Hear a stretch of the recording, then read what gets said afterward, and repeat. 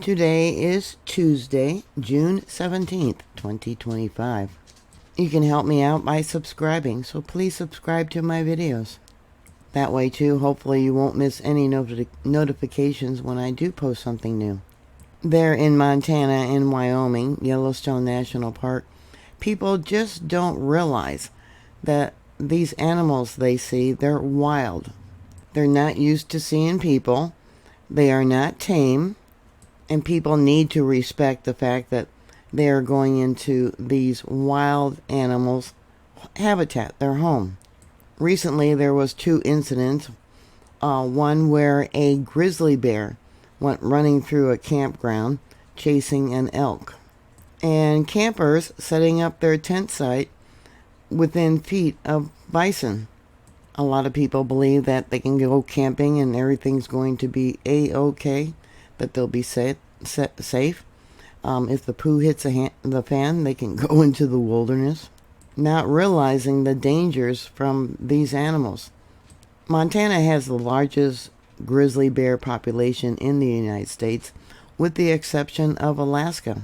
After decades of conservation, grizzly bear population there in Montana have reached and surpassed federal recovery goals in the greater Yellowstone and Northern Continental Divide. Grizzly bear populations are expanding into areas where they have not been for decades, including connectivity areas between recovery zones.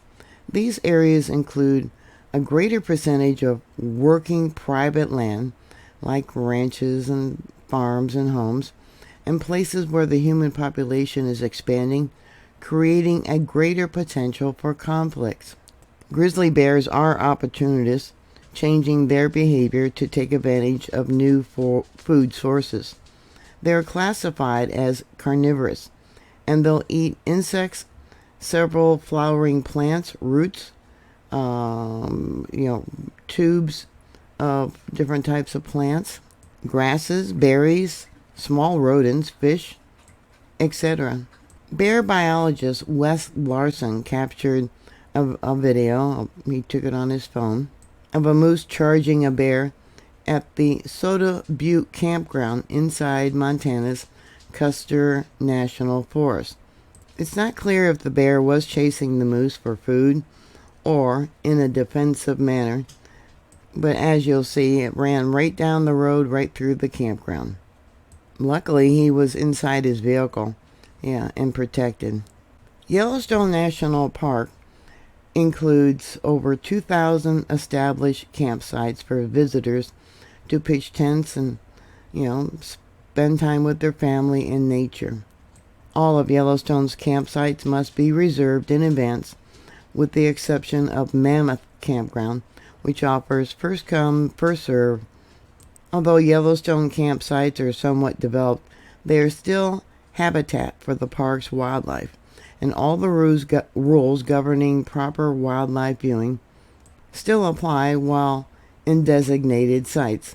This including maintaining at least 25 feet from the approximately 5,000 bison that freely roam the park. Everyone thinks because they're just kind of like, lollygagging along that, they're tame and used to people. No, they're not. At one of Yellowstone's National Park's campsites last week, there was a pair of tourists who put their safety at risk while driving the stakes of their tent into the ground, and the bison just stood feet away. It is an unfortunate and dangerous and widespread concept that Yellowstone bison are harmless animals akin to domestic cows, as they are in fact responsible for injuring more people at Yellowstone than any other species. Not just approaching bison is not allowed. Allowing one to approach you is against park regulations. It doesn't matter if you're deep in the backcountry or sitting around the campfire roasting marshmallows. If a bison approaches you, you have to leave. I believe it was just a week ago that another visitor to the park was injured, and I posted that video. I just don't know. No common sense. They don't know anything about nature and wildlife. people do not have these animals as pets in their backyards. A lot of time, people go to zoos.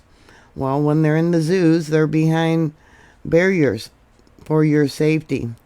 So what are your thoughts? Put your comments down below. Thank you very much for watching. Please like, share, and subscribe. Make sure you're still subscribed.